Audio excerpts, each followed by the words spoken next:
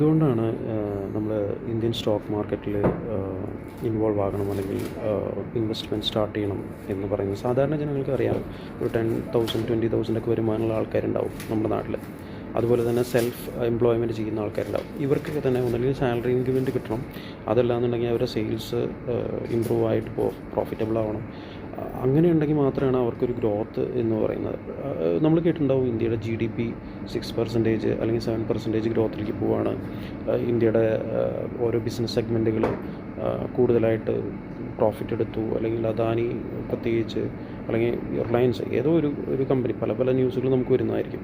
അപ്പോൾ നമ്മളൊരു സാധാരണ ഒരു എംപ്ലോയി ഒരു 10,000 20,000 അല്ലെങ്കിൽ എത്രയോ ആയിക്കോട്ടെ അവരുടെ സാലറി, അല്ലെങ്കിൽ ഒരു സെൽഫ് എംപ്ലോയ്മെൻറ്റ് ചെയ്യുന്ന ഒരാൾ, അവർ ഫണ്ടമെൻ്റലി സ്ട്രോങ് ആയിട്ടുള്ള ഒരു സ്റ്റോക്കിൽ ഒരു ചെറിയ രീതിയിലുള്ള ഒരു ഇൻവെസ്റ്റ്മെൻറ്റ് കൂടി സ്റ്റാർട്ട് ചെയ്യുകയാണെങ്കിൽ അവർക്ക് ലോങ് ടൈമിലേക്ക് അത് ഒരു ഇൻകം സോഴ്സ്, ഒരു റെക്കറിങ് ഇൻകം ആയിട്ട്, അല്ലെങ്കിൽ അവരുടെ ഗ്രോത്ത്, അതായത് ഇന്ത്യയുടെ GDP എത്രത്തോളം ഗ്രോ ആവുന്നു അതിനനുസരിച്ച് അവരുടെയും ഒരു ഗ്രോത്തിൻ്റെ ഒരു പാർട്ടാവാൻ അവർക്കും സാധിക്കും.